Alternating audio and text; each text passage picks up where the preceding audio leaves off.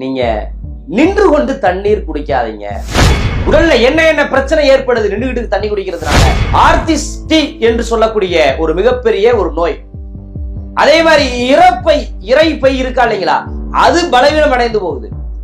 குடல் பாதை மிகப்பெரிய பாதிப்பை சந்திக்கிறது. சிறு நீரக பாதிப்பு ஏற்படுகிறது. அஜீரண கோளாறு ஏற்படுகிறது. நெஞ்சு எரிச்சல் ஏற்படுகிறது. எலும்பு சிதைவு ஏற்படுகிறது.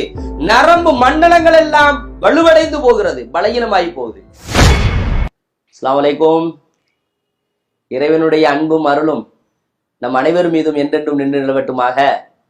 முஹம்மது நபி ஸல்லல்லாஹு அலைஹி வஸல்லம் அவர்கள் சொன்ன ஒரு முக்கியமான பண்பு, முக்கியமான ஒரு அம்சம், ஒரு செயல்பாடு, அதை பல நேரங்கள் நம்முடைய காதுகள்ல விழுந்தாலும் கூட நாம் அதை பொடுபோக்காகவே எடுத்து நம்முடைய நாட்களை நேரத்தையும் கடத்தி கொண்டிருப்போம். ஒரு நாளைக்கு 10 முறை அல்ல 20 முறை அந்த தவறை திரும்ப திரும்ப செய்யக்கூடிய மக்களாக இது நாம் நம்முடைய நாட்களை நகர்த்தி கொண்டிருக்கிறோம் என்பது நம்ம கவனத்தில் கொள்ள வேண்டிய விஷயம். அப்படி என்ன சொன்னாங்க? ஒரு நாள் முஹம்மது நபி ஸல்லல்லாஹு அலைஹி வஸல்லம் அவங்க தங்களுடைய தோழர்கள்ட்ட பேசிக்கிட்டு இருக்கிறாங்க.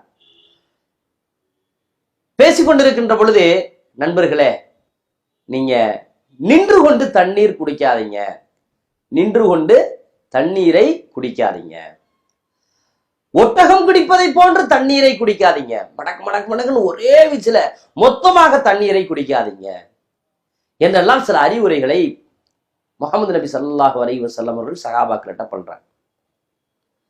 பின்னொரு காலத்துல கொஞ்ச நாள் கழிச்சு அனஸ் ரலியல்லாஹு அன்ஹு அவர்கள், அதாவது முஹம்மது நபி ஸல்லல்லாஹு அலைஹி வஸல்லம் அவர்களுடைய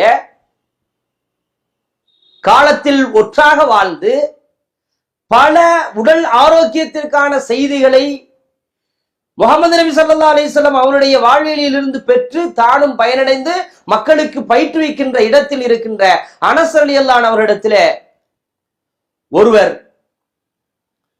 வந்து தண்ணீரை குடிக்கிறாங்க, தண்ணீர் கொண்டு வந்து கொடுக்குறாங்க. அனஸ் ரலியல்லாஹு அன்ஹு அவங்க அதை வாங்கி பகிர்றாங்க. நின்று கொண்டு தண்ணீர் குடிப்பதை ஸல்லல்லாஹு அலைஹி வஸல்லம் அவங்க அனுமதிக்கல. அப்படி சொன்ன உடனே அனஸ் ரலியல்லாஹு அவங்க சொன்ன உடனே கூட இருந்த நண்பர்கள் எல்லாம் கேட்கிறாங்க, அப்போ நின்றுகிட்டு சாப்பிடலாமா, நாங்க நின்றுட்டு சாப்பிட்றோமே சாப்பிடலாமா அப்படின்னு சொல்லி. அப்ப அனஸ் ரலியல்லாஹு சொல்றாங்க, இதை விட அது ரொம்ப கொடுமையானது, நின்றுகிட்டு சாப்பிடுறது இருக்கே அது இதை விட மிகப்பெரிய கொடுமையானது அப்படின்னு சொல்றாங்க. இதுல நாம ரொம்ப கவனிக்க வேண்டிய விஷயம் என்னன்னு சொன்னா, ஒரு 1400 ஆண்டுகளுக்கு முன்னால் எந்த விதமான மருத்துவ